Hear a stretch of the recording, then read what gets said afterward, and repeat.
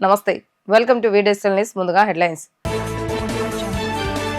కుప్పం నియోజకవర్గంలో PM Surya Ghar solar pilot project ప్రారంభించిన ముఖ్యమంత్రి చంద్రబాబు నాయుడు. సౌర పవన విద్యుత్ వల్ల ప్రజలకు భారం తగ్గుతుందని వ్యాఖ్య.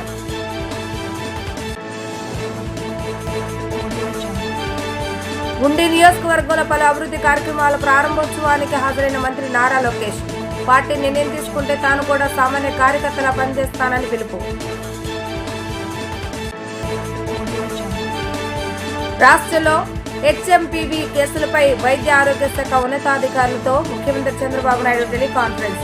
ప్రజలు ఆందోళన చెందవలసిన అవసరం లేదని భరోసా. మన ఇళ్లపై మనమే కరెంటు ఉత్పత్తి చేసుకోవాలని సీఎం చంద్రబాబు నాయుడు సూచించారు. సౌర పవన విద్యుత్ కు ఎక్కువ ప్రాధాన్యత ఇచ్చామని తెలిపారు. తమ చిన్నప్పుడు కరెంటు ఉంటే గొప్పగా చెప్పుకునే వాళ్ళమని గుర్తు చేసుకున్నారు. సౌర పవన విద్యుత్ వల్ల ప్రజలకు భారం తగ్గుతుందని అన్నారు. కుప్పం నియోజకవర్గంలోని నడుమూరు గ్రామంలో PM Surya Ghar solar pilot project ను సీఎం చంద్రబాబు నాయుడు ప్రారంభించారు. ఈ సందర్భంగా ఆయన మాట్లాడుతూ ఈ పథకం ద్వారా ప్రతి ఇల్లు నెలకు 200 యూనిట్లు ఉత్పత్తి చేసుకునే అవకాశం ఉందని తెలిపారు. 60 యూనిట్లు వాడుకోవచ్చని, 140 యూనిట్ గ్రిడ్ కు ఇవ్వొచ్చని అన్నారు. ఏడాదికి 4000 విలువైన కరెంటు ఉచితంగా వాడుకోవచ్చన్న సీఎం, మీకు అదనంగా ఏడాదికి 5000 రూపాయల వరకు ఆదాయం వస్తుందని పేర్కొన్నారు. భవిష్యత్తులో కరెంటు బిల్లు కట్టే భారం ఉండదని చెప్పారు. కుప్పంలో మొత్తం ఎలక్ట్రికల్ వాహనాలు ఉండేలా చర్యలు తీసుకుంటామని అన్నారు. మనం ఇప్పుడు కాలుష్య కోరలో ఉన్నామని అన్నారు. ఎరువులు, పురుగు మందులు వేసిన ఆహారం మనం తింటున్నామని, ఇల్లు పరిసరాల్లో చెత్తా చెదారం పోగేసుకుంటున్నామని తెలిపారు. చెత్తా చెదారం వల్ల అనేక వ్యాధులు వస్తున్నాయని జీరో ఎమిషన్ అంటున్న ఐఐటి కాన్పూర్ బృందాన్ని అభినందిస్తున్నానని అన్నారు. ఆటోలు, బైకులను ఇంటి వద్దే ఛార్జింగ్ చేసుకోవచ్చని, భవిష్యత్తులో ఎలక్ట్రికల్ సైకిల్ బాగా పెరగాలని సూచించారు. కుప్పంను మోడల్ నియోజకవర్గంగా మారుస్తామన్న బృందానికి అభినందనలు తెలియజేశారు. ఒకప్పుడు కరెంట్ ఎక్కడో ఉత్పత్తి అయ్యేది. ఆ కరెంట్ మన దగ్గరికి వస్తే మనం వాడుకునేవాళ్ళం, కరెంట్ రాకపోతే బాధపడుతూ తిట్టేవాళ్ళం. ఇప్పుడు కరెంటు మన ఇంటి మీదనే రూఫ్ టాప్ లో మనం కరెంటు ఉత్పత్తి చేసే పరిస్థితికి వచ్చామంటే ఇది ఒక చరిత్ర అని చెప్పి కూడా నేను మీకు తెలియజేస్తున్నా. ఇది రాష్ట్రంలోనే మొట్టమొదటి గ్రామం, చరిత్రలో చిరస్థాయిగా మిగిలిపోతుంది. రాష్ట్రంలో 20 లక్షల కుటుంబాలకి ఎవరైతే ఎస్సీ ఎస్టీలు ఉన్నారో వారందరికీ ఇండ్లపైన కరెంటు ఉత్పత్తి చేసి తద్వారా కరెంటు ఉచితంగా ఇవ్వాలని, మిగిలిన కరెంటు డిపార్ట్మెంట్ తీసుకోవాలని చెప్పి ఆలోచించినప్పుడు నేను ఒకటి ఆలోచించాను. కుప్పం నియోజకవర్గంలో అన్ని ఇండ్లకు సోలార్ పెట్టి తద్వారా మీరు వాడుకున్న తర్వాత కరెంటు డిపార్ట్మెంట్కి ఇచ్చే ఏర్పాటు చేశామని చెప్పి కూడా నేను మీకు తెలియజేస్తున్నా. నేను చిన్నప్పుడు చూస్తే కరెంటు కూడా ఉండేది కాదు.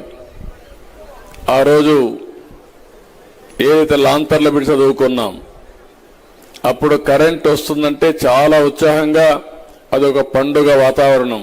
మా ఊరికి కరెంటు వచ్చిందంటే గొప్పగా చెప్పుకునేవాళ్ళం.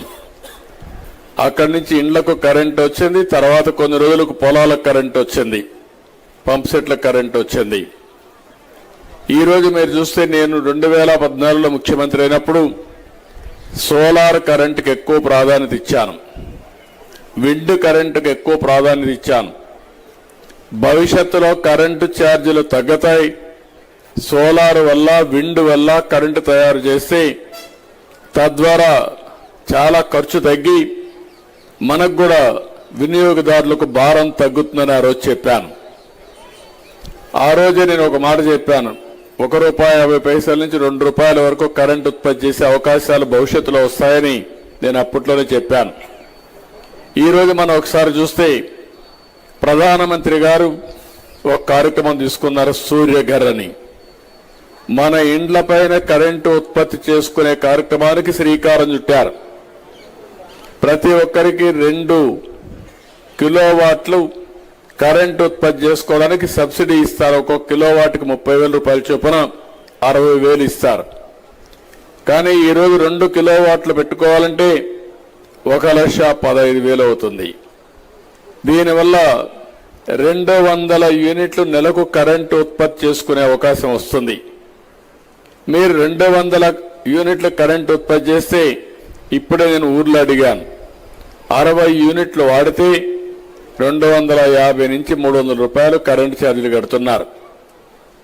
ఇప్పుడు ఇది కానీ చేసుకోగలిగితే 60 యూనిట్లు వాడుకోవచ్చు, 140 యూనిట్లు మళ్ళా గ్రిడ్కి ఇచ్చే అవకాశం ఉంటుంది. అయితే ఒక 55,000 రూపాయలు అప్పు ఉంటుంది కాబట్టి ఒక 4-5 సంవత్సరాలు గ్రిడ్కి కానీ కరెంట్ ఇస్తే మీరు వాడుకున్న కరెంటు ఉచితం. 5 ఏళ్ల తర్వాత ఆ ప్యానెల్స్ మీ సొంతం అవుతాయి. అక్కడి నుంచి మీకు ఆదాయం వస్తుంది. మళ్ళీ ఈ విషయం మీరందరూ గుర్తుపెట్టుకోవాల్సిన అవసరం ఉంది. 2 పర్యాయాలు ఒక పదవిలో కొనసాగిన తర్వాత ఉన్నత పదవికైనా వెళ్లాలని లేదా ఓ విడత ఖాళీగా అయినా ఉండాలని మంత్రి నారా లోకేష్ అన్నారు. పార్టీ నిర్ణయం తీసుకుంటే కేంద్ర మంత్రి రామ్మోహన్ నాయుడు తాను కూడా పదవి తీసుకోకుండా సామాన్య కార్యకర్తలాగా పనిచేయాలని ఆయన పిలుపునిచ్చారు. పశ్చిమ గోదావరి జిల్లా ఉండి నియోజకవర్గాల పలు అభివృద్ధి పనుల ప్రారంభోత్సవానికి మంత్రి లోకేష్ హాజరయ్యారు. ఉప సభాపతి రఘురామకృష్ణరాజు నివాసంలో టీడీపీ నాయకులు, కార్యకర్తలు, భీమవరంలోని కేంద్ర సహాయ మంత్రి భూపతిరాజు శ్రీనివాసవర్మ ఇంట్లో కూటమి నేతలతో వేరువేరుగా మాట్లాడారు. ఈ సందర్భంగా లోకేష్ మాట్లాడుతూ ప్రతి ఒక్కరూ పార్టీలో అవకాశాన్ని అందిపుచ్చుకోవాలని సూచించారు. రాష్ట్రంలో కూటమిని విడదీసే పనిలో సైకో జగన్ ఉన్నాడని మండిపడ్డారు. కూటమిలో మిస్ ఫైర్, క్రాస్ ఫైర్, విడాకులు ఉండవని అన్నారు. సైకో జగన్ కుయుక్తులు సాగవని అన్నారు. సమన్వయంతో కూటమి ముందుకు వెళ్లాలని పిలుపునిచ్చారు. లేదంటే సైకో పాలన మళ్లీ వచ్చేస్తుందని, సైకో మళ్లీ వస్తే రాష్ట్రం సర్వనాశనమైపోతుందని ఆయన స్పష్టం చేశారు. ఆంధ్ర రాష్ట్ర చరిత్రలోని ఎప్పుడు రాని విధంగా 94% సీట్లు ఎన్డీఏ కూటమి కైవసం చేసుకుంది. నాకు ఇప్పుడు కూడా బాగా గుర్తు, రాజమండ్రి సభలో గౌరవ ప్రధానమంత్రి నరేంద్ర మోడీ గారు అని పక్కన పిలిచి ఎన్ని సీట్లు అంటే ఎన్ని ఎంపీ సీట్లు గెలుస్తున్నాం మనమని అడిగారు. ప్రధానమంత్రి గారు చెప్పారు కనీసం 22 సీట్లు మనం కైవసం చేసుకుంటాం సార్. ఆశ్చర్యంతో నా వైపు చూశాను. ఎప్పుడో బాగా గుర్తు. కానీ నాకు ఎక్కడ బాధ కలిగిందంటే ఇచ్చిన మాట నేను నిలబెట్టుకోలేకపోయా. 21 సీట్లు మాత్రమే మనం గెలిచినాం. ఈ రోజు 3 పార్టీలు కలిసికట్టుగా రాష్ట్రంలో దేశ రాజకీయాలు కలిసికట్టుగా ముందరికెళ్లేందుకనే ఈరోజు రాష్ట్రంలో దేశంలో సమర్థమైన పరిపాలన వచ్చింది. మీ అందరూ తెలుసు, గత 5 సంవత్సరాలు ఒక సైకో పరిపాలించాడు. ఇక్కడున్న చాలా మంది పైన కేసులున్నాయి. మొన్న ఎన్నికలు కేవలం సంక్షేమ అభివృద్ధి గురించే కాదు, అహంకారం వ్యతిరేకంగా తీర్పు వచ్చింది. ఒక ముఖ్యమంత్రి గారు కానివ్వండి, మంత్రివర్యులు కానివ్వండి, శాసనసభ్యులు కానివ్వండి, అందరూ ఒళ్ళేరు పెట్టుకుని పనిచేయాలని ప్రజలు ఇచ్చిన తీర్పు. 151 స్థానాలు గెలిచిన ఒక పార్టీకి 11 స్థానాలకే పరిమితం చేశారంటే ప్రజలు మనం ఎంత జాగ్రత్తగా ఉండాలో దయచేసి ఇక్కడున్న 3 పార్టీ కార్యకర్తలు ఆలోచించుకుంటున్నారు. ఇది మనం బలంగా చెప్పుకోవాల్సిన అవసరం ఉంది. చేసిన పనులు మనందరం కలిసికట్టుగా ముందరికెళ్ళి చెప్పుకోవాల్సిన అవసరం మనందరి పైన ఉంది. ఇంతేకాదు, సైకోకి వేరే పనులు ఉండదు, మన మధ్య చిచ్చు పెట్టేదానికి ఇదే పని. దయచేసి మనందరం అప్రమత్తంగా ఉండాలి. బూత్ స్థాయి దగ్గర నుంచి జాతీయ స్థాయి వరకు మనందరం కలిసికట్టుగా పనిచేయాలి. ఇది కేవలం ఒక ఇండియా కోసం లేదా వేరే ప్రయోజనాల కోసం కాదు, రాష్ట్రం కోసం, దేశ సమగ్రత కోసం మనం పనిచేయాలి. రేరా అధికారులపై మంత్రి నారాయణ ఆగ్రహాన్ని వ్యక్తం చేశారు. దరఖాస్తులు పెండింగ్ లో పెట్టడంపై మంత్రి ఫైర్ అయ్యారు. ఏపీ రేరాకు సంబంధించి అనేక వినతులు వచ్చాయని 167 దరఖాస్తులు షార్ట్ ఫాల్స్ పంపారని తెలిపారు. ఏపీ రేరాలో పెండింగ్ దరఖాస్తులపై మంత్రి ఈ రోజు స్పెషల్ డ్రైవ్ నిర్వహించారు. రేరా అధికారులపై తీవ్ర ఆగ్రహాన్ని వ్యక్తం చేశారు. రేరాలో అనుమతుల కోసం నెలల తరబడి దరఖాస్తు పెండింగ్ లో ఉన్నాయి. ఈ విషయాన్ని మంత్రి దృష్టికి పలువురు బిల్డర్లు, డెవలపర్లు తీసుకెళ్లారు. 8 నెలలుగా ఎందుకు దరఖాస్తులు పెండింగ్ లో ఉన్నాయని ఆగ్రహాన్ని వ్యక్తం చేశారు. కావాలని దరఖాస్తుదారులను వేధింపులకు గురి చేస్తున్నట్లుగా మంత్రికి ఫిర్యాదు చేశారు. ప్రభుత్వానికి చెడ్డ పేరు తెచ్చేలా వ్యవహరిస్తున్నారని కొంతమంది అధికారులు తీరుపై ఆయన మండిపడ్డారు. అంశాల వారీగా పెండింగ్ లో ఉన్న దరఖాస్తులపై మంత్రి నారాయణ ఆరా తీశారు. రేరా అధికారులతో నారాయణ సమీక్ష సమావేశాన్ని నిర్వహించారు. ఈ సందర్భంగా ఆయన మాట్లాడుతూ మంత్రి ఏపీ రేరాకు సంబంధించి అనేక వినతులు వచ్చాయని, 167 దరఖాస్తులు షార్ట్ ఫాల్స్ పంపారని తెలిపారు. పరిష్కారం కాలేదని కొన్ని ఫిర్యాదులు వచ్చాయని అన్నారు. ఆంధ్రప్రదేశ్ రేరా సంబంధించి ప్రజల దగ్గర నుంచి అనేకమైన వినతులు రావటం జరిగింది. వాటి మీద యాక్చువల్గా ఈరోజు నేను రేరా ఆఫీస్లో ఈరోజు వాళ్ళకి సంబంధించిన ఇబ్బందులు ఏదన్నా ఉంటే డిస్కస్ చేస్తామని 167 అప్లికెంట్స్కి, అంటే 167 అప్లికెంట్స్ షార్ట్ ఫాల్స్ వేస్తున్నారు. అంటే వాళ్ళు అప్లై చేసిన దాంట్లో కొన్ని షార్ట్ ఫాల్స్ ఉంటే రేరా అథారిటీ కావచ్చు, రేరా డిపార్ట్మెంట్లో ఉండేవాళ్ళు కావచ్చు, వాళ్ళు షార్ట్ ఫాల్స్ పంపించారు. అయితే వాళ్ళు యాక్చువల్గా కొన్ని కంప్లైంట్స్, కొన్ని షార్ట్ ఫాల్స్ మేము చేసిన అవి సాల్వ్ కావట్లేదని రిప్రజెంటేషన్ అది రావడం జరిగింది. దాని మీద యాక్చువల్గా ఈరోజు 167 మందికి యాక్చువల్గా ఇన్ఫర్మేషన్ ఫోన్ ద్వారా మరియు వాట్సాప్ల ద్వారా ఇన్ఫామ్ చేసాం. అది మీ టీవీల ద్వారా కూడా తెలియజేసాం. మీరు రండి, దాని మీద డిస్కస్ చేస్తామని. దాదాపు ఒక 30 మంది క్లయింట్స్ వచ్చారు. వాళ్ళల్లో ఒక 30 మంది ప్లస్ అసోసియేషన్ వాళ్ళు వచ్చారు. Different builder organisation state level, national లెవెల్లో ఉండేవాళ్ళు వచ్చారు. వాళ్ళతో చాలా డీటెయిల్డ్గా సెంట్రల్ యాక్ట్ ఏదైతే ఉందో, రేరాకు సంబంధించి సెంట్రల్ యాక్ట్ ఉంది.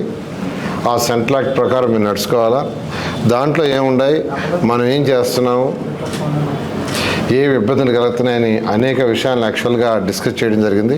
ఒక మెయిన్ ఏంటంటే దాదాపు 167 అప్లికేషన్స్ పెండింగ్ ఉన్నాయి. 167 ఇవన్నీ కూడా ఎటువంటి పరిస్థితుల్లో కూడా ఈ మంత్ ఎండ్కి క్లోజ్ చేయాలని యాక్చువల్గా అధికారులకు ఆదేశించారు. కావాల్సింటే 2-3 మీటింగ్లు పెట్టుకుంటాం. ఇవాళ డేట్ 6. మీరు అథారిటీ మీటింగ్లు కూడా వీక్లీ 2 పెట్టుకోమని చెప్పాను. వీక్లీ 2 పెట్టుకొని అవి కంప్లీట్ చేయండి. ఎందుకంటే గత ప్రభుత్వంలో ఎన్నో ఇబ్బందులు పడ్డారు. ఆ ఇబ్బందులన్నీ ఓవర్కమ్ కావాలంటే ఇది చేయక తప్పలేదు.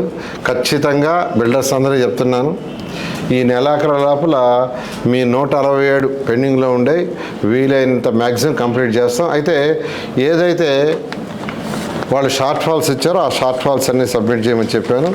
ఇది ఎక్కువగా ఆఫ్లైన్లో జరుగుతుంది.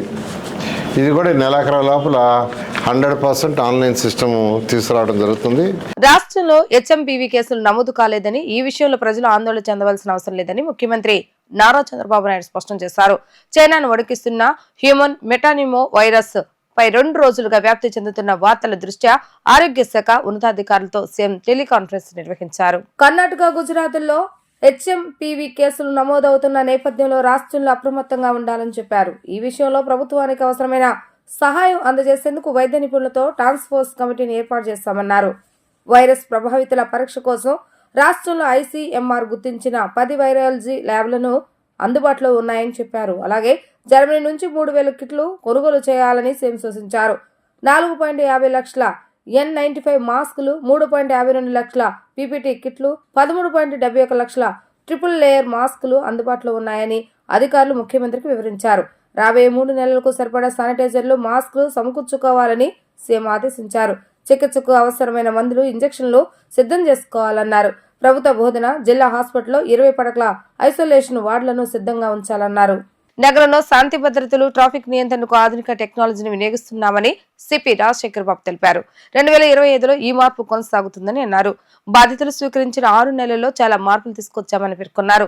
అస్త్రం, ఏఐ యాప్లతో ట్రాఫిక్ నియంత్రణలో మంచి ఫలితాలు వస్తున్నాయని తెలిపారు. గంజాయి, డ్రగ్స్ నియంత్రణపై ఈగల్ సమర్థవంతంగా పనిచేస్తుందని అన్నారు. నగరం మొత్తం మీద మరో 10,000 సీసీ కెమెరాలు ఏర్పాటు చేస్తామన్నారు. ప్రత్యేక టాస్క్ ఫోర్స్ టీంలతో మహిళల మిస్సింగ్ కేసు ఛేదిస్తున్నామంటున్న సిపి రాజశేఖర్ బాబుతో మా ప్రతినిధి లిఖిత ఫేస్ టు ఫేస్.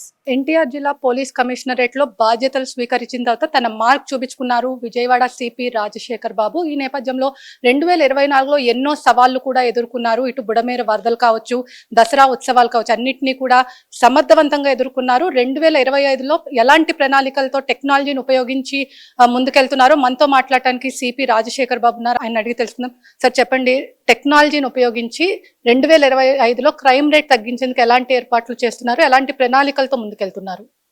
ఈసారి వినూత్నంగా key performance indicators 32 indicators design చేయడం జరిగింది రాష్ట్ర ప్రభుత్వం. సో ఇందులో భాగంగా ఎలాగ విస్తృతమైన సేవలు ప్రజలకు అందాలంటే ఏం చేయాలనే దాని మీద ఒక భారీ ఎత్తున ప్రణాళిక రూపొందిస్తున్నాము. ముఖ్యంగా ఈ 32 పర్ఫార్మెన్స్ ఇండికేటర్స్లో అత్యున్నతంగా ముందుకు వెళ్ళాలంటే ఏం చేయాలనే దాని మీద ఫోకస్ పెట్టినాం. ఇందులో సైబర్ క్రైమ్ మీద కావచ్చు, లేదంటే ప్రాపర్టీ క్రైమ్ మీద కావచ్చు, బాడీ ఆఫెన్సెస్ కావచ్చు, ఏ విధంగా క్రైమ్ని తగ్గించడం ఒకవైపున, తర్వాత ముఖ్యంగా గ్రేవ్ క్రైమ్ అనేది తగ్గించాల్సిన అవసరం ఉంది. అందులో మనం ఏం చేస్తే బాగుంటుంది, టెక్నాలజీని ఎలాగ చొప్పిస్తే బాగుంటుంది అనే దాని మీద చాలా ఒకవైపున రీసెర్చ్ చేస్తూ, ఒకవైపున యూజ్ కేసెస్ అన్ని కూడా చూస్తూ ముందుకు పోతున్నాము. ఇప్పుడు ముఖ్యంగా ఆర్టిఫిషియల్ ఇంటెలిజెన్స్ అనేది ఏదైతే ఉందో, ఆ ఏఐ టూల్ని ఇప్పుడు అందుబాటులోకి తెచ్చి కొంత దాని మీద ప్రయోగాత్మకంగా పైలట్ మోడ్లో కొంత స్టార్ట్ చేశాము. అందులో భాగంగా విజయవాడ నగర పోలీస్, విజయవాడ నగరంలో కంజెషన్ లెన్స్ని తగ్గించేలాగా చాలా వరకు మనము ఇంటర్వెన్షన్స్ చేశాము. ఇంకా దాన్ని విస్తృతంగా ముందుకు తీసుకెళ్తాము. కొంత ప్రెడిక్టివ్ మోడ్లో ఆర్టిఫిషియల్ ఇంటెలిజెన్స్ ఉపయోగించుకుని ప్రెడిక్టివ్ మోడ్లో రేపు కంజెషన్స్ ఎలా ఉండబోతున్నాయి అనేది ఈ రోజే తెలుసుకునేసి దానికి అనుగుణంగా చర్యలు చేపట్టడం అనేది మా ముందున్న కర్తవ్యం. అంతేకాకుండా మిగతా ఏఏ అనేది ఆర్టిఫిషియల్ ఇంటెలిజెన్స్ అనేది మిగతా వేరే దగ్గరలో ఎలాగా పనిచేస్తుంది, పోలీసింగ్లో ఏ విధంగా ఉపయోగించుకోవాలని దాని మీద కూడా దాని మీద ఫోకస్ పెడతాము. అంతేకాకుండా సైబర్ క్రైమ్ ప్రివెన్షన్లో ఎలాగ టెక్నాలజీని చొప్పించి ముందుకు వెళ్ళాలనే దాని మీద 2024లో కొంత ముందుకు వెళ్ళాము. 2025లో దాన్ని కొనసాగిస్తూ ఇంకా ముందుకు వెళ్తాము.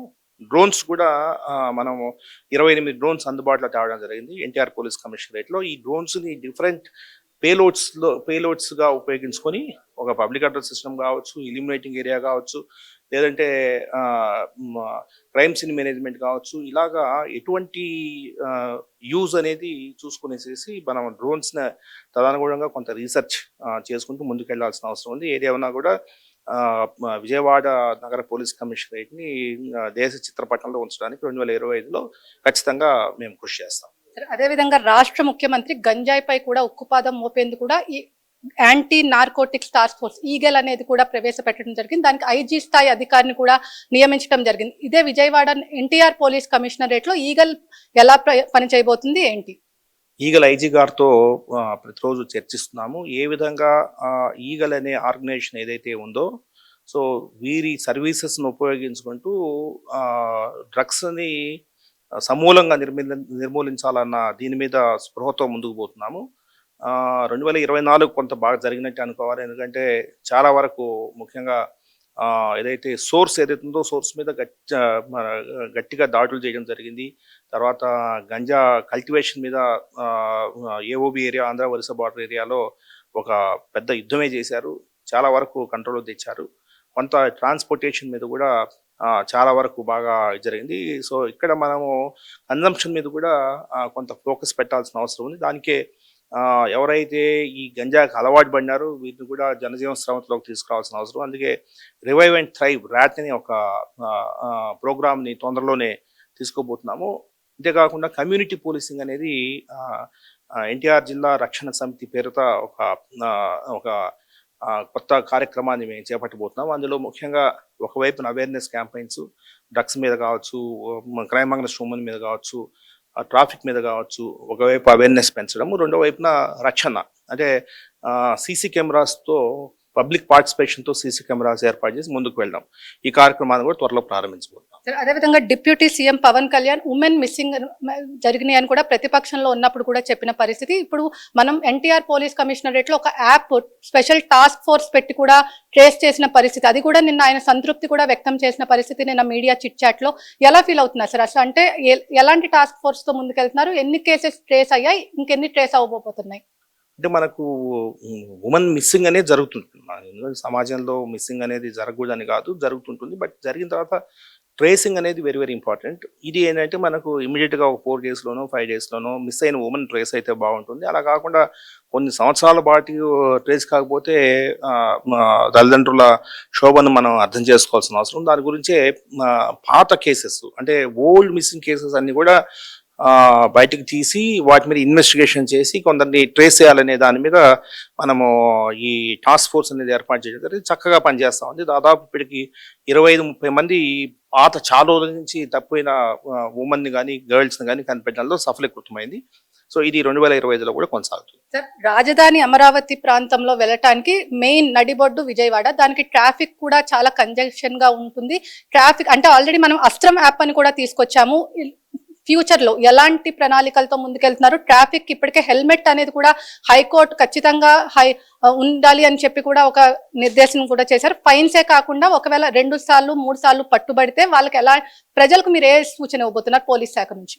2024లో ట్రాఫిక్ కంజెషన్స్ తగ్గించడానికి మేము చాలా ప్రయత్నాలు చేశాము. అందులో చాలా వరకు సఫలీకృతమై, కాకపోతే యాక్సిడెంట్స్ మీద కొంత ఫోకస్ మేము అడ్మిట్ కావాలా, కొంత యాక్సిడెంట్స్ మీద ఫోకస్ పెట్టలేకపోయాము. ఎందుకంటే మనకు వరదలు కావచ్చు, లేదంటే ఎలక్షన్స్ కావచ్చు, ఇలాగా చాలా పని ఒత్తిడి వల్ల చేయలేకపోయాం. అందుకే ఇప్పుడు మనము కమ్యూనిటీని ఎంగేజ్ చేయడం, ఇందులో ట్రాఫిక్ యాక్సిడెంట్, రోడ్ యాక్సిడెంట్స్ తగ్గించడంలో కమ్యూనిటీని ఎంగేజ్ చేయడము, తర్వాత కొంత అవేర్నెస్ క్యాంపెయిన్స్, కొంత ఎన్ఫోర్స్మెంట్. మీరు ఇప్పుడు చూస్తే ఎన్ఫోర్స్మెంట్ డ్రైవ్ భయంకరంగా నడుస్తుంది. ఇలా ఎన్ఫోర్స్మెంట్, మరొక వైపున ఇంజనీరింగ్ ఇష్యూస్ని కొంత అటెండ్ చేయడం. ఇంజనీరింగ్ ఇష్యూస్ అటెండ్ చేసే క్రమంలో ఈ డ్రోన్స్ టెక్నాలజీని గట్టిగా ఉపయోగించడం. డ్రోన్స్ ద్వారా బ్లాక్ స్పాట్స్ మనము ఏదైతే ఉందో దాన్ని వీడియోస్ తీసి ఆ డ్రోన్ ఫుటేజెస్ నుంచి కొన్ని కరెక్షన్స్ చేయడం. ఇలాగా 2024లో 421 మంది చనిపోయారు. తగ్గించి కనీసం ఒక 100 డెత్స్ తగ్గించగలిగితే మేము సక్సెస్ అయ్యామని అనుకుంటాం. అదేవిధంగా డ్రోన్ ఆంధ్రప్రదేశ్ గా కూడా ముఖ్యమంత్రి చంద్రబాబు కూడా చెప్తున్న పరిస్థితి. మనం ఇప్పటికే ఎన్టీఆర్ కమిషనరేట్ లో డ్రోన్స్ అనేది కూడా తీసుకొస్తున్నారు. ఇటు గంజాయి నియంత్రించడంలో కానీ, ఇటు ట్రాఫిక్ నియంత్రించడంలో కానీ డ్రోన్స్ అనేది కూడా టెక్నాలజీ ఉపయోగించి మీరు కూడా చాలా ముందున్నారు. రానున్న రోజుల్లో ఇటు పోలీస్ శాఖని మెన్ని తగ్గించి డ్రోన్స్ ఉపయోగించడంలో కూడా మీ ఆలోచన ఎలా ఉండబోతుంది ఏంటి? అందుకే అమ్మా ఈ మధ్యన క్లౌడ్ పెట్రోల్స్ అనే ఒక కాన్సెప్ట్ తీసుకొచ్చాం. అంటే ఏదైతే వల్నరబుల్ ప్లేసెస్ ఉన్నాయో ఈ వల్నరబుల్ ప్లేసెస్ అన్ని కూడా డ్రోన్స్ లో ఫీడ్ చేసుకునేసి ఆటోమేటిక్ గా డ్రోన్ వెళ్ళేసేసి సర్వేలెన్స్ చేసి వెనక్కి రావడం, ఇవన్నీ కూడా కంట్రోల్ రూమ్ లో నుంచి పర్యవేక్షించడం, ఈ కాన్సెప్ట్ తో పోతున్నాము. క్లౌడ్ పెట్రోల్స్ అనేది ఈ మధ్యన స్టార్ట్ చేశాము. 28 పోలీస్ స్టేషన్ లో కూడా మార్నింగ్ టీజింగ్ పెట్రోల్స్, ఈవినింగ్ వచ్చేసేసి ఓపెన్ ఏరియా డ్రింకింగ్ ప్లేసెస్, ఇవన్నీ కూడా ఫీడ్ చేసి పెట్టేసాం. సో ఆటోమేటిక్ గా అవి డ్రోన్స్ సర్వేలెన్స్ చేసుకొని రావాలి. సో ఈ ప్రోగ్రామ్ అనేది టేకప్ చేశాము. దీని మీద ఇంకా ఫ్యూచర్లో దానికి ఆ డ్రోన్స్కి ఒక పబ్లిక్ అడ్రస్ సిస్టమ్ ఫిక్స్ చేయడం, ఇవన్నీ కూడా ఆలోచిస్తున్నాం. అందుకే ఇప్పుడే మనం ఒక ఐఐటి బాంబే నుంచి ఒక ప్రొఫెసర్ వచ్చారు, ఆయనతో కూడా డిస్కస్ చేస్తున్నాము యూజ్ కేసెస్. ఈ డ్రోన్ని ఇంకొంత వినూత్నంగా ఎలా ఉపయోగించాలి, దీని మీద పేలోడ్, వేరే రకమైన పేలోడ్ని ఏ విధంగా మనము ఎటువంటి పేలోడ్ని ఉపయోగించాలనే దాని మీద కొంత రీసెర్చ్ కూడా జరుగుతుంది. 2025లో దీంట్లో కొంత ముందుకు వెళ్తాం. మొత్తం మీద చూసుకున్నట్లయితే ఎన్టీఆర్ జిల్లాను రాష్ట్రంలో నెంబర్ 1 గా తీర్చిదిద్దేందుకు తన వంతు కృషి చేస్తానని చెప్పి, అదేవిధంగా డ్రోన్ పెట్రోలింగ్, అదేవిధంగా డ్రోన్ పోలీసింగ్ కూడా తీసుకువచ్చి మరింత ముందుకు వెళ్తాను, సాంకేతిక పరిజ్ఞానంతో ఇటు ఎన్టీఆర్ పోలీస్ కమిషనరేట్ ను నెంబర్ 1 చేస్తానని చెప్పి కూడా సిపి రాజశేఖర్ బాబు అయితే చెప్తున్నారు. ఇది ఇక్కడ ఉన్న పరిస్థితి. వీడియో జర్నలిస్ట్ అఖిల్ తో లిఖిత, డిజిటల్ న్యూస్. గన్నవరం వైసీపీ మాజీ ఎమ్మెల్యే వంశీ అనుచరులకు నూజివీడు తెలుగుదేశం ఎమ్మెల్యే మంత్రి పాదసారథి కార్యాలయంలో పనేంటని టీడీపీ నాయకులు ప్రశ్నించారు. గన్నవరం నియోజకవర్గంలో మాపై దాడులు చేసి అక్రమ కేసులు పెట్టి వారికి ఇప్పుడు నూజివీడు ఎమ్మెల్యేతో సత్సంబంధాలు, కాంట్రాక్టులు ఎందుకు ఇస్తున్నారని వారు నిలదీశారు. ఏలూరు జిల్లా నూజివీడు నియోజకవర్గం టీడీపీ నాయకులు నిజాన్ని గ్రహించకుండా గన్నవరం ఎమ్మెల్యే యార్లగడ్డ వెంకట్రావుపై అనుచిత వ్యాఖ్యలు చేస్తున్నారని గన్నవరం నియోజకవర్గ తెలుగుదేశం నాయకులు మండిపడ్డారు.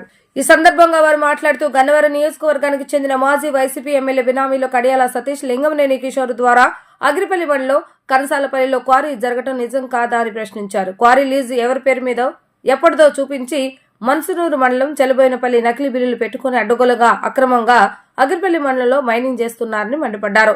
వైసీపీ మాజీ ఎమ్మెల్యే వంశీ కొడాలి నాని లారీలను అప్పటికప్పుడు రంగులు మార్చి అక్రమ క్వారీలకు తిప్పుతూ ఉంటున్నారని ఆరోపించారు. వైసీపీ మాజీ ఎమ్మెల్యే వంశీ నానికి చెందిన లారీలను మొన్న రెవెన్యూ అధికారులు సీజ్ చేస్తే మంత్రి పార్థసారథి ఆఫీస్ నుంచి రిలీజ్ చేయాలని అధికారులకు ఆదేశాలు జారీ చేశారని మండిపడ్డారు. గతంలో మమ్మల్ని చావగొట్టి హింసలు పెట్టి కేసులు పెట్టిన వారికి మీరు నూజివీడులో కాంట్రాక్టులు ఇచ్చి పెద్దవారిని చేసి మళ్లీ తమపైకి ఉసుగొలుపుతారా అని నిలదీశారు. తెలుగు తమ్ముడు నూజివీడు పెద్దలకి, మండల పెద్దలకు కానీ పార్టీ పెద్దలకు గౌరవించి చెప్తున్నారు, మీరు కళ్ళు తెరవండి. మీ వెనకాల కార్యకర్తలు నలిగిపోతున్నారు, మాతో ఫోన్లు సంభాషిస్తారు. దయచేసి మీరు బొగ్గుమనాల్సింది ఎవరి మీద, ఇకమైనా నూజివీడు నియోజకవర్గ కార్యకర్తలు కాపాడుకోండి, ఆర్థికంగా బలపడేలా తయారు చేయండి. ఎవరు పడితే వాళ్ళు ప్రెస్ మీట్లు పెడితే మండల పెద్దలు ప్రోత్సహించొద్దు. మాధవ్ అనే వ్యక్తి భూగర్భ గనుల శాఖ మంత్రి అని ప్రశ్నించాడు కదా, నేను మాధవ్ నీకు ఒకటే చెప్తున్నా, నీ మంత్రిని బాధ్యతగా ఉండేలాగా చూసుకో అయ్యా. నువ్వు అది ఎదుటి శాసనసభ్యుడిని నువ్వు మాట్లాడే స్టేజ్ నీది కాదు. నా తెలుగుదేశం పార్టీలో, నా తెలుగుదేశం కమిటీలో ఒక చిన్న కార్యదర్శి పోస్టు కూడా విమర్శించే స్థాయి కూడా నీది కాదు. ఇంకోసారి మళ్ళీ చెప్తున్నా, గన్నవరం నియోజకవర్గం శాసనసభ్యులు ఏ రోజు నూజివీడు నియోజకవర్గంలో వేలు పెట్టిన దాఖలాలు ఉన్నాయా? మంత్రి గారికి మా నియోజకవర్గంతో పని ఏంటి? అంటే మా మాజీ శాసనసభ్యుడితో ఆయన లింకులు ఉన్నాయా? నేను అనుమానం వచ్చి అడుగుతున్నాను. ప్రతిదానికి మా గన్నవరం నియోజకవర్గంలో వైసీపీ వాళ్ళతో ఏంటి ఆయనకి పని? ఇంకా సాక్ష్యాధారాలు ఉన్నాయి. ఇవన్నీ ఇప్పుడు ఆ రోజు ప్రమాణ స్వీకారం రోజు ఆ కాంట్రాక్టుల సంగతి ఏంటో ఈ వే బిల్లులు కూడా మీకు మీడియా వాళ్ళకి ఇస్తాను. నిన్న ప్రెస్ మీట్లో మా తెలుగుదేశం పార్టీ కుటుంబ సభ్యులు పాపం తెలియక ప్రెస్ మీట్ పెట్టేశారేమో, దయచేసి అర్థం చేసుకోండి. కొన్ని లారీలు, పట్టుబడిన లారీలు, కడియాల సతీష్ అనే వైసీపీ వ్యక్తి లారీలు, వే బిల్లులు ముసునూరు మండలం చిల్లబోయినపల్లి గ్రామం. ఈ లారీలు పట్టుబడితే ఆదరా బేదరా మంత్రి గారి అనుచరుడు లింగంనేని కిషోరు, కడియాల సతీష్ ఆ కారేసి వచ్చారు. మరి మంత్రి గారి లారీలని వాళ్ళు చెప్తున్నారు. మరి వైసీపీ వాళ్ళ ఈ లారీలు మంత్రి గారియా? ఇంకొకసారి కనుక నా తెలుగుదేశం పార్టీ వాళ్ళకి నేను అర్థమైనా చెప్తున్నాను, కొంచెం జరిగేవన్నీ పూర్తిగా వాస్తవాలు తెలుసుకుని మీరు మాట్లాడితే బాగుంటుంది. కనీసం మన నూజివీడు మా తెలియవత కార్యకర్తలు కూడా కొంచెం ఆర్థికంగా బలపడేలా మీరు మంత్రి గారి మీద బగ్గుమంటారని ఆశిస్తూ, ఇక మీద సాక్ష్యాధారాలు కావాలన్నా తెలియవత అధ్యక్షుడిగా నేను ఎప్పుడూ రెడీగా ఉన్నాను. ఆధారాలనే పూర్తిగా ఉంటాయి నా దగ్గర. యార్లగడ్డ వెంకట్రావు గారు కేంద్ర కార్యాలయంలో ప్రెస్ మీట్లో మాట్లాడడం జరిగిందండి. రాష్ట్రంలో వివిధ అంశాల మీద ఆయన మాట్లాడడం జరిగింది. ఈ క్రమంలో ఆయన అంతటా ఆయన నూజివీడు నియోజకవర్గంలో జరుగుతున్న అక్రమ మైనింగ్ని ప్రస్తావించలేదు. కానీ మీడియా సోదరులు ఆయనకి వేసిన ప్రశ్నలు ఆ క్రమంలో ఆయన నూజివీడు గన్నవరం నియోజకవర్గంలో మైనింగ్ అనేది జరగట్లేదు, అక్రమ మైనింగ్. కానీ నూజివీడు నియోజకవర్గంలో అక్రమ మైనింగ్ జరుగుతుందని మా కార్యకర్తలు నా దృష్టికి తీసుకురావడం జరిగింది అని ఆయన ప్రస్తావించడం జరిగింది. గన్నవరం నియోజకవర్గంలో మైనింగ్కి పర్మిషన్ ఇమ్మని యార్లగడ్డ వెంకట్రావు గారిని కార్యకర్తలు అడుగుతుంటే విజిలెన్స్ జరుగుతుంది, సంయమనం పాటించండి అని చెప్పిన వ్యక్తి యార్లగడ్డ వెంకట్రావు గారు. అన్నా మరి నూజివీడు నియోజకవర్గంలో అక్రమ మైనింగ్ జరుగుతుంది, ఇక్కడ మీరు విజిలెన్స్ అని అంటున్నారని కార్యకర్తలు అడిగినప్పుడు ఆయన దాని మీద దృష్టి పెడితే వాస్తవాలు బయటకు వచ్చినాయి. నిజంగా నూజివీడు నియోజకవర్గంలో అక్రమ మైనింగ్ జరుగుతుందని సోదరుడు ఆధారాలతో సహా చూపించడం జరిగింది. దీన్ని నూజివీడు తెలుగుదేశం పార్టీకి చెందిన సోదరులు నిన్నటి దినాన ప్రెస్ మీట్ పెట్టి ఖండించారు అని చెప్పి చూస్తూ ఉన్నాం. ఈ విధంగా ప్రెస్ మీట్ పెట్టి ఖండించాల్సిన అవసరం అయితే నూజివీడు నియోజకవర్గ తెలుగు తమ్ముళ్ళకి ఏ మాత్రం కూడా అవసరం లేదు. ఎందుకంటే యార్లగడ్డ వెంకట్రావు గారు గన్నవరం నియోజకవర్గానికి వచ్చినప్పటి నుంచి అభివృద్ధి ధ్యేయంగా పనిచేస్తున్న వ్యక్తి. అభివృద్ధిని ముందుకు తీసుకెళ్ళాలి, అన్ని నియోజకవర్గాల్లో రోల్ మోడల్గా గన్నవరం నియోజకవర్గాన్ని చూపించాలన్న ఉద్దేశంతోనే మరి మన 17వ తారీఖున డిసెంబర్ 17వ తారీఖున జాబ్ మేళా నిర్వహించి నిరుద్యోగ యువతకు ఉపాధి కల్పించే క్రమంలో 1500 మందికి ఉద్యోగ అవకాశాలు కల్పించడం జరిగింది. గన్నవరం నియోజకవర్గానికి పట్టిన పీడని వదిలించి గన్నవరం నియోజకవర్గంలో అభివృద్ధిని చేసి చూపించాలని తాతలాడుతున్న వ్యక్తి. మొన్న 5వ తారీఖు నాడు ఏదైతే గన్నవరం శాసనసభ్యులు వెంకటరావు గారు రాష్ట్ర పార్టీ కార్యాలయంలో మాట్లాడారో, ఆయన గారు ఆంధ్రప్రదేశ్ చీఫ్ విప్గా ఉన్నారు. గన్నవరంలో ఎన్ని బాధలు పడింది అనేది కూడా మాకు తెలుసు. ఆయన గారు కూడా చాలా దగ్గరగా ఉండి మాకు ముందు కూడా చూశారు. వచ్చినా కూడా కొన్ని ఇబ్బందులు పడ్డారు, అవి కూడా ఆయన గారికి తెలుసు. ఇవాళ గన్నవరం మాజీ శాసనసభ్యులు అనుచరులు ఇవాళకి కూడా మరి తెలుగుదేశం పార్టీ గవర్నమెంట్ ఉండి ఆ రకంగా నూజివీడు కాన్స్టిట్యున్సీలో అక్రమ మైనింగ్ మరి స్థానికంగా ఉన్న మినిస్టర్ గారు అవనండి, అనుచరులు కానీ ఎవరన్నా కానివ్వండి, ఇప్పుడు వాళ్ళ ప్రోత్సాహం లేకుండా వాళ్ళు తోవటం అనేది నేనైతే జరుగుతుంది అనుకోవట్లేదు. అది ఇవాళ జరుగుతూనే ఉంది. దానికి అది నగ్న సత్యం. అది కనుక దానికేదో మేమేదో తప్పు చేసినట్టుగా నిన్న మీ అనుచరులు పెట్టి ప్రెస్ మీట్ పెట్టి ఒకరికి 4 చేత మాట్లాడిచ్చేయటం, అర్హత ఉన్న చేత ప్రెస్ మీట్ పెట్టి ఇవ్వటం. మీరు అర్హత ఉన్నంత పెట్టి పర్లేదు, మాకు ఇబ్బంది ఏమి ఉండదు. వాళ్ళు ఎవరు నిన్నదాకా వైసీపీలో పనిచేసిన వాళ్ళు మళ్ళీ మీరు రాగానే మీకు అనుకూలంగా పనిచేస్తున్నారు. గతంలో ఎంతోమంది పనులు చేశారు, టీడీపీ నాయకులు పనిచేశారు, చాలామంది చేశారు. ఏ పార్టీ అధికారులు ఉంటే ఆ పార్టీలో వాళ్ళు కొమ్ము కాయటం. వాళ్ళ మీద కొన్ని ఎర్రచందనం చెక్క కేసులు కూడా ఉన్నాయి వాళ్ళ మీద. నాకు తెలిసి గతంలో నాకు ఐడియా ఉంది, దాని గురించి కూడా సరారా తీయాలి.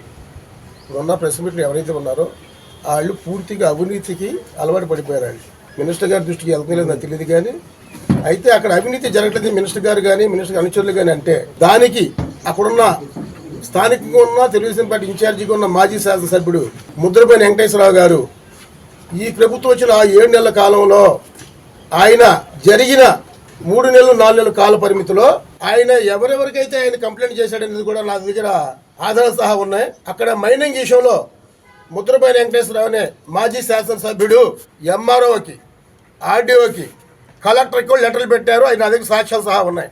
నేటి ఆధునిక తరం వినియోగదారుల ఆంక్షలకు అనుగుణంగా నూతన సాంకేతిక పరిజ్ఞానంతో బంగారు వజ్రాభరణాల విక్రయ కేంద్రం సావి గోల్డ్ అండ్ డైమండ్ షోరూం నగరంలో సావి వ్యవస్థాపకుల చేతుల మీదుగా ప్రారంభమైంది. 9 దశాబ్దాల అనుభవంతో కూడిన నైపుణ్యాన్ని ప్రాతిపదికగా తీసుకుని షోరూమ్ ను నగరవాసులకు అందుబాటులోకి తీసుకొచ్చినట్లుగా వారు తెలిపారు. ఈ సందర్భంగా ఏర్పాటు చేసిన మీడియా సమావేశంలో వ్యవస్థాపకులు ప్రవీణ్ కుమార్, సుశీల్ కుమార్, సంజయ్ కుమార్, రునిక్ జైన్, నోరత్ జైన్, విటిన్ జైన్, ధీరన్ జైన్, మోహల్ జైన్ మాట్లాడుతూ ముఖ్యంగా సావి షోరూమ్ లో లగ్జరీ మరియు వ్యక్తిగతీకరణ కలుస్తాయన్నారు. తాము కేవలం ఆభరణాలు మాత్రమే కాకుండా సొగసును మరియు వ్యక్తిత్వాన్ని ప్రతిబింబించే అనుభూతిని అందజేస్తామన్నారు. ప్రత్యేక ఆభరణాల తయారీ నుండి వారసత్వ ఆభరణాల పునరుద్ధరణ వరకు తమ సేవలు ప్రతి అవసరాన్ని తీర్చగలవని పేర్కొన్నారు. వధువరులకు తమ వద్ద ప్రత్యేక సౌకర్యం ఏర్పాటు చేస్తామన్నారు. విశాలమైన స్థలంలో విజయవాడలోనే అత్యంత పెద్ద ఆభరణాల స్టోర్గా పేరు పొందిన సావి గోల్డ్స్ అండ్ డైమండ్స్ బంగారం, వజ్రాలు మరియు పోల్కి ఆభరణాలు విస్తృతమైన శ్రేణిని అందజేస్తుందని అన్నారు. మాకు సావి గోల్డ్ అండ్ డైమండ్ పేరు మీద జ్యువెలరీ స్టార్ట్ చేస్తున్నాం. గోల్డ్ అండ్ డైమండ్ గత 90 సంవత్సరాల నుంచి ఎక్స్పీరియన్స్ ఉంది ఈ ఫీల్డ్లో. ఇవాళ ఈ విజయవాడలో ఇదే బ్రాండ్ 90 సంవత్సరాల నుంచి ఉంది. మా యాక్చువల్ ఫర్మ్ బాంబే జ్యువెలరీ అండి. ఇవాళ కొత్త ఎక్స్పీరియన్స్తో విజయవాడలో కొత్త ట్రెండ్గా బ్రైడల్ కోసం అలా కొత్త కాన్సెప్ట్గా కొత్త బ్రాండ్గా సావి గోల్డ్ అండ్ డైమండ్ లాంచ్ చేసాం ఇవాళ. ఇది ఈ స్టోర్ మొత్తం ఒక లాంగ్వేజ్ ఉంది. ఒక bridal collection gold and diamond కోసం అమ్మటం ముఖ్యం కాదు, వాళ్ళ కంఫర్టు, వాళ్ళకు ఒక ఎక్స్పీరియన్స్ ఇవ్వటం ముఖ్యం. ఆ ఆలోచనతో ఒక కొత్త ట్రెండ్గా ఈ లాంచ్ చేసి సావి గోల్డ్ అండ్ డైమండ్ స్టార్ట్ చేసాం. ఆ ఆలోచనతో స్టార్ట్ చేసాం. ఈ ఆలోచన మీకు 2వ ఫ్లోరు ఒక బ్రైడల్ జ్యువెలరీ, దాంతో సహా కొన్ని సర్వీసెస్, ఎవరికైనా ఇంట్లో ట్రై చేయాలంటే జ్యువెలరీ అది ట్రై చేయడానికి పంపిస్తాం. ఎవరికైనా ఆన్లైన్లో చూడాలంటే ఎన్ఆర్ఐస్ చాలామంది ఉంటారు, వాళ్ళ కోసం ఆన్లైన్ సర్వీస్ కూడా మొదలుపెట్టాం. ఆన్లైన్ కూడా చూపిస్తాం. ఈ యాంబియన్స్ కోసం ఒక జ్యువెలరీ కోసం కొనడానికి వచ్చే వాళ్ళందరికీ ఒక యాంబియన్స్ ఇవ్వాలని జ్యువెలరీ ఒకటే కాదు, వాళ్ళతో సహా ఒక మెమరీసు. ఎందుకంటే పెళ్ళి ఒకసారి చేసుకుంటారు. ఆ పెళ్ళి ఒకసారి చేసేటప్పుడు వాళ్ళు వచ్చే విధానానికి, వాళ్ళకి మొత్తం చేసే నగలు ఏంటంటే ఒక లైఫ్ లాంగ్ ఎక్స్పీరియన్స్గా ఉంటుంది, లైఫ్ లాంగ్ బంధంలాగా ఉంటుంది. ఆ బంధం కోసం క్రియేట్ చేయడానికి, ఆ బంధం రిమెంబర్ చేయడానికి, గుర్తుపెట్టుకోవడానికి ఆ ఎక్స్పీరియన్స్ క్రియేట్ చేసామండి. So it's all about the experience what we have started and that's Andhra Pradesh biggest bridal jewelry store in Andhra Pradesh. This is Vijayawada's only luxurious store. This is. Thank you everyone. Thanks a lot. NTR university వద్ద internship పూర్తి చేసిన వైద్య విద్యార్థులు ఆందోళన వ్యక్తం చేస్తారు. తమతో పాటు చదివిన విద్యార్థులకు పక్క రాష్ట్రాల వారు పర్మనెంట్ రిజిస్ట్రేషన్ సర్టిఫికెట్లు ఇస్తుంటే ఏపీలో ఎందుకు ఇవ్వటం లేదంటూ విద్యార్థులు ప్రశ్నించారు. 4 నెలల క్రితం సమస్యలు పరిష్కరిస్తామని చెప్పిన ఏపీ మెడికల్ కౌన్సిల్ అధికారులు ఇప్పటికీ తేల్చలేదని వాపోతున్నారు. ప్రభుత్వం తక్షణమే సమస్యపై దృష్టి సారించి పరిష్కరించాలని వారు కోరుతున్నారు.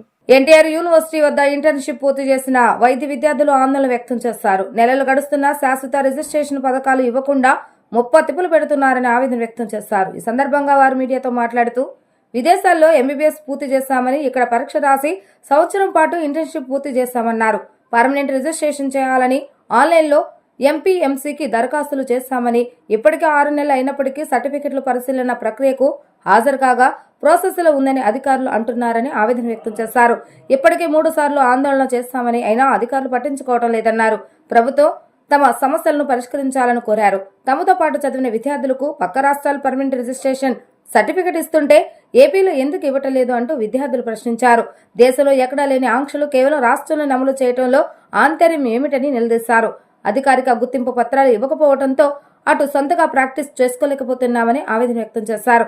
ఇటు ప్రభుత్వం ప్రకటించిన పోస్టులకు దరఖాస్తు చేసుకునే వెసులుబాటు లేక అన్ని విధాలుగా నష్టపోతున్నామని ఆవేదన వ్యక్తం చేస్తున్నారు.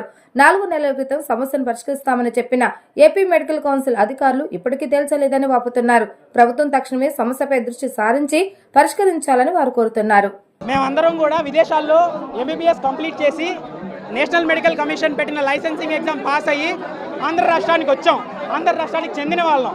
మాతో పాటు చదువుకున్న తోటి రాష్ట్ర విద్యార్థులు వాళ్ళందరికీ వర్తించని ఎన్ఎంసీ రూల్స్ ఒక ఆంధ్ర రాష్ట్రంలో ఉన్న రిజిస్ట్రార్ గారు మాత్రమే ఆయన సొంత రూల్స్ అనేటివి రాసుకొని ఎన్ఎంసీ రూల్స్ ఫాలో అవ్వకుండా మమ్మల్ని అందరినీ వేధిస్తున్నాడు. ఒక రకంగా చెప్పాలి అంటే అతను పక్క రాష్ట్రంలో మా తోటి విద్యార్థులకు 1 సంవత్సరం ఇంటర్న్షిప్ ఇస్తే ఒక్క సంవత్సరం ఇంటర్న్షిప్ తెలంగాణలో, తమిళనాడులో, కర్ణాటకలో, ఉత్తరప్రదేశ్లో, గుజరాత్లో, యూపీలో, ఇన్ని స్టేట్స్లో, అంతెందుకు మన దేశ రాజైన ఢిల్లీ మెడికల్ కౌన్సిల్లోనే 1 సంవత్సరం ఇంటర్న్షిప్ చేస్తే సరిపోతుందని చెప్తుంటే మన రిజిస్ట్రార్ గారు మాత్రము చైర్మన్ లేకపోవడం వల్ల గత చైర్మన్ తీసుకున్న నిర్ణయాలను కూడా వ్యతిరేకిస్తూ ఈ రిజిస్ట్రార్ గారు 3 సంవత్సరాలైనటువంటి ఇంటర్న్షిప్ చేయాలని చెప్తున్నాడు. ఆ 3 సంవత్సరాలు వేరే ఏ కాలేజ్కి వెళ్ళకూడదు, ఏ కాలేజ్లో అయితే జాయిన్ అవుతారో అదే కాలేజ్లో ఉండాలి అని ఒక బాండ్ ఒకటి రాయించుకుంటున్నాడు. ఆ బాండ్ కూడా మేము ఎందుకు సంతకం పెట్టాలి అని అడిగితే నీకెందుకు సమాధానం చెప్పాలి, నీ ఒక్కడికి నేను ఎందుకు సమాధానం చెప్పాలి అని అడుగుతున్నారు. సంతకం పెట్టే నాకు కాకపోతే ఇంకెవరికి చెప్తారు ఆయన సమాధానం? నేను ఎందుకు సంతకం పెట్టాలి? ఆయన నాకు కారణం చెప్పకపోతే ఏ ఇతర రాష్ట్రాల్లో, మన దేశంలోని 29 రాష్ట్రాల్లో 28 రాష్ట్రాల్లో లేనటువంటి బాండు ఒక ఆంధ్రప్రదేశ్లో మాత్రమే ఎందుకుంది? 3 సంవత్సరాలు చేయాలని మీరు అగ్రిమెంట్ ఎందుకు రాయించుకుంటున్నారు? ఎందుకు? వాళ్ళ రూల్స్ ప్రకారమే ఇక్కడికి వచ్చి పరీక్ష రాసాము. వాళ్ళు ఎంత కఠినంగా పరీక్ష పెట్టినా వాళ్ళ రూల్స్ ప్రకారం పరీక్ష పాస్ అయ్యాము. వాళ్ళు ఇచ్చిన రూల్స్ ప్రకారమే ఇంటర్న్షిప్ చేశాము. వాళ్ళ రూల్స్ ప్రకారమే మాకు పిఆర్ ఇవ్వమంటున్నాము, ఇంటర్న్షిప్ ఇవ్వమంటున్నాము. ఆయన దేశంలో ఉన్న ఎన్ఎంసీ రూల్స్, ప్రతి రాష్ట్రం పాటిస్తున్న ఎన్ఎంసీ రూల్స్ కాకుండా రిజిస్టర్ గారు తన సొంత రూల్స్, తన సొంత నిర్ణయాలు తీసుకుంటున్నారు. మా డిమాండ్స్ వచ్చేసి ఏపీ చైర్మన్ వెంటనే ప్రభుత్వం దీనికి త్వరగా ఏపీ చైర్మన్ని నిర్మించాలి, లేదా తాత్కాలిక చైర్మన్ అయినా పెట్టి మా సమస్యల్ని పరిష్కరించాలి. తర్వాత దేశంలో ఎన్ఎంసీ రూల్స్ మిగతా స్టేట్స్ ఎలా పాటిస్తున్నాయో అదే రకంగా మన రాష్ట్రంలో ఎన్ఎంసీ రూల్స్ పాటించి ఆ రూల్స్ ప్రకారమే మాకు న్యాయం చేయాలి. మేము అడుగుతుంది మా అధికారాలని, మా రైట్స్ని. ఇక్కడే పుట్టాం, ఇక్కడే చేస్తాం, ఇక్కడే చేస్తాం. ఒకటే sir demand, NMC rules follow అవ్వండి అని అడుగుతున్నాం సార్. ఎందుకంటే వచ్చి ఎఫ్ఎంజీ ఎగ్జామ్ రాసాం సార్. అంటే ఎన్ఎంసీ రూల్స్ ఫాలో అవుతున్న స్టేట్స్ అన్నిటికి 1 ఇయర్ ఇంటర్న్షిప్ ఇచ్చినప్పుడు ఏపీకి మాత్రం ఎన్ఎంసీ రూల్స్ ఎందుకు వర్తించవు సార్? ఏపీకి ఏమైనా సపరేట్ రూల్స్ ఉన్నాయా? లేవు కదా. దేశం మొత్తం అయిన ఎన్ఎంసీ నేషనల్ మెడికల్ కౌన్సిల్ ఆ రూల్సే ఫాలో అవ్వమంటున్నాం. మేమేమి సపరేట్ రూల్స్ ఫాలో అవ్వనట్లా.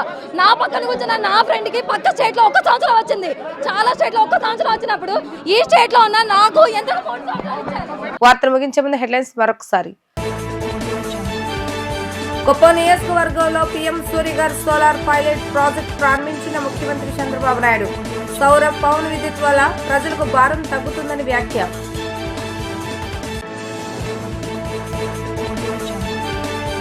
ఉండి నియోజకవర్గంలో పలు అభివృద్ధి కార్యక్రమాల ప్రారంభోత్సవానికి హాజరైన మంత్రి నారా లోకేష్. పార్టీ నిర్ణయం తీసుకుంటే తాను కూడా సామాన్య కార్యకర్తలా పనిచేస్తానని పిలుపు. రాష్ట్రంలో హెచ్ఎంపీవీ కేసులపై వైద్య ఆరోగ్య శాఖ ఉన్నతాధికారులతో ముఖ్యమంత్రి చంద్రబాబు నాయుడు టెలికాన్ఫరెన్స్. ప్రజలు ఆందోళన చెందవలసిన అవసరం లేదని భరోసా. ఇవి రోజు వార్తా విశేషాలు. మరలా తిరిగి ప్రసారం వార్తలు మళ్ళీ కలుద్దాం. అంతవరకు సెలవు. నమస్కారం.